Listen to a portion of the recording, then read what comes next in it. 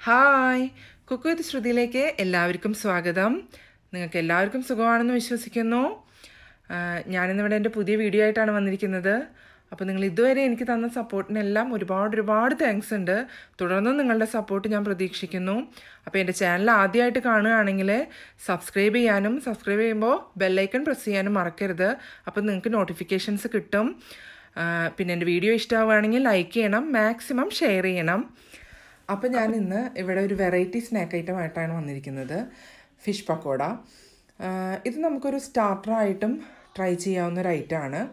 അതിനായിട്ട് ഞാനിവിടെ നെത്തോലിയാണ് എടുത്തിട്ടുള്ളത്. ഈ നെത്തോലി വെച്ചിട്ട് ഫിഷ് പക്കോട ചെയ്യുമ്പോൾ നല്ല ടേസ്റ്റാണ്. നിങ്ങളൊന്ന് ഒരു വട്ടമെങ്കിലും ഇതൊന്ന് ട്രൈ ചെയ്ത് നോക്കണം, അപ്പോഴറിയാം. അപ്പോൾ ഞാനിവിടെ അതിനായിട്ട് ഒരു 1/2 കിലോ നെത്തോലി ക്ലീൻ ചെയ്തിട്ട് ഇതുപോലെ വരഞ്ഞ് വെച്ചിട്ടുണ്ട്. ഇനി ഇതിലേക്ക് നമുക്ക് വേണ്ടത് ബേസിൻ പൗഡറാണ്, കടലമാവ്. അത് ഇതുപോലെ 1 കപ്പ് കടലമാവ് ഞാൻ എടുത്തിട്ടുണ്ട്. ഇത് 250 ml കപ്പാണ്. അങ്ങനെ ആ കപ്പിൽ 1 കപ്പ് കടലമാവ് എടുത്തിട്ടുണ്ട്. ഇനി നമുക്ക് ഇവിടെ വെള്ളം വേണം, ഇതൊന്ന് മിക്സ് ചെയ്തെടുക്കാനായിട്ട്. ഇനി ഇതിലേക്ക് ആവശ്യമുള്ള സാധനങ്ങൾ ഞാനിവിടെ എടുത്ത് വെച്ചിട്ടുണ്ട്. അത് 1 ടേബിൾ സ്പൂണോളം കോൺഫ്ലവർ വേണം. കോൺഫ്ലവർ ചേർത്ത് കഴിഞ്ഞാൽ അതിനൊരു ക്രിസ്പിനെസ് കിട്ടും. പിന്നെ ഇനി വേണ്ടത് എരിവിന് ആവശ്യമുള്ള മുളക് പൊടിയാണ്. പിന്നെ 1 പീസ് ഇഞ്ചി, ഒരു 4 അല്ലി വെളുത്തുള്ളി, പിന്നെ ഒരു 1/4 ടീസ്പൂണോളം പെരിഞ്ജീരകം കൂടി ചതച്ച് പേസ്റ്റാക്കി വെച്ചിരിക്കുന്നതാണ്.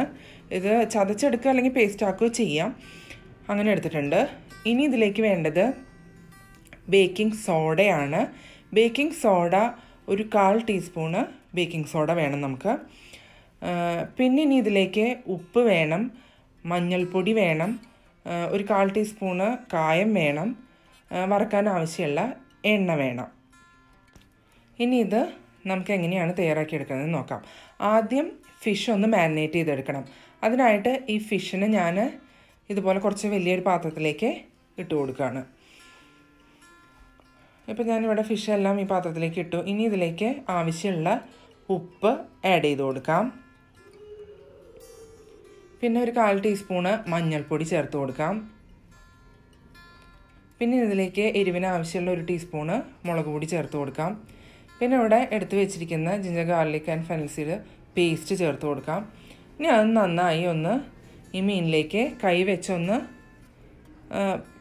മിക്സ് ചെയ്ത് നന്നായി ഒന്ന് മാരിനേറ്റ് ചെയ്തെടുക്കാം. ഇപ്പോൾ ഇവിടെ ഞാൻ ഫിഷെല്ലാം ഈ മസാലയിൽ ഒന്ന് പുരട്ടി വെച്ചിട്ടുണ്ട്. ഇനി ഇത് കുറച്ച് നേരം ഒന്ന് റെസ്റ്റ് ചെയ്യാൻ വെക്കാം. ഇനി ആ നേരം കൊണ്ട് നമുക്ക് അതിലേക്കുള്ള ബാറ്റർ തയ്യാറാക്കിയെടുക്കാം. അതിനായിട്ട് ഞാനിവിടെ ഇങ്ങനെ ഒരു പാത്രത്തിലേക്ക് എടുത്തു വെച്ചിരിക്കുന്ന കടലമാവ് ഇട്ട് കൊടുക്കുകയാണ്.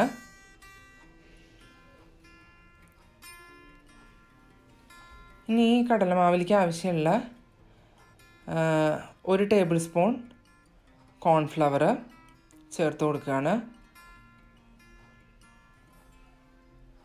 പിന്നെ അതുപോലെ ഇനി ഇതിലേക്ക് ആവശ്യമുള്ള ഉപ്പ് ചേർത്ത് കൊടുക്കാം. പിന്നെ ഒരു 1/4 ടീസ്പൂണോളം ബേക്കിംഗ് സോഡ ചേർത്ത് കൊടുക്കാം. അതുപോലെ തന്നെ ഒരു 1/4 ടീസ്പൂണ് മഞ്ഞൾപ്പൊടി ചേർത്ത് കൊടുക്കാം.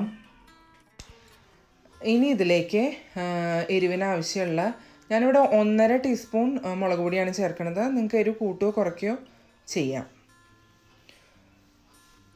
പിന്നെ ഇനി ഇതിലേക്ക് 1/4 ടീസ്പൂണോളം കായപ്പൊടി ചേർത്ത് കൊടുക്കാം. ഇനി ഇത് നന്നായി ഒന്ന് മിക്സ് ചെയ്തെടുക്കാം. ഇപ്പോൾ ഇവിടെ നന്നായി ഇതൊന്ന് മിക്സ് ചെയ്തെടുത്തിട്ടുണ്ട്. ഇനി ഇത് കുറേശ്ശെ വെള്ളം ചേർത്ത് നമുക്കൊന്ന് ഒരു ബാറ്റർ ഉണ്ടാക്കാം. അതിന് കുറേശ്ശെ തന്നെ വെള്ളം ഒഴിച്ച് മിക്സ് ചെയ്യണം. അതുപോലെ കൈ വെച്ച് തന്നെ ഈ ബാറ്റർ തയ്യാറാക്കിയെടുക്കുന്നതാണ് നല്ലത്. എന്നാലും നമുക്ക് ആ കൺസിസ്റ്റൻസി കറക്റ്റായിട്ട് കിട്ടുകയുള്ളൂ. വെള്ളം കൂടിപ്പോയി കഴിഞ്ഞ് കഴിഞ്ഞാൽ പറ്റില്ല. അപ്പം ഞാനിത് ഒരു ഇഡ്ഡലി ബാറ്ററിൻ്റെ ഒരു പരുവത്തിൽ ഈ ബാറ്റർ തയ്യാറാക്കിയിട്ടുണ്ട്. ഇനി നമുക്ക് ഇതൊന്ന് ഫ്രൈ ചെയ്തെടുക്കാനായിട്ട് ഇതുപോലെ ഒന്ന് കടായി വെച്ച് ചൂടാക്കാം. നല്ല കുഴിവുള്ള കടായിയാണ് നല്ലത്. അതിലേക്ക് ഓയിൽ ഒഴിച്ചു കൊടുക്കാം. നിങ്ങൾക്ക് വെളിച്ചെണ്ണ വേണമെങ്കിൽ വെളിച്ചെണ്ണ യൂസ് ചെയ്യാം. ഇവിടെ ഓയിൽ മൂത്ത് വന്നിട്ടുണ്ട്. അപ്പോൾ ഞാൻ അതിലേക്ക് ഓരോ ഫിഷും ഈ ബാറ്ററിൽ ഒന്ന് ഡിപ്പ് ചെയ്തിട്ട് ഇട്ട് കൊടുക്കുകയാണ്. ഇത് നന്നായി ഡീപ്പ് ഫ്രൈ ചെയ്തെടുക്കേണ്ടതാണ്. ഓരോ ഫിഷും ഇങ്ങനെ ഇട്ട് നമുക്കൊന്ന് ഫ്രൈ ചെയ്തെടുക്കാം.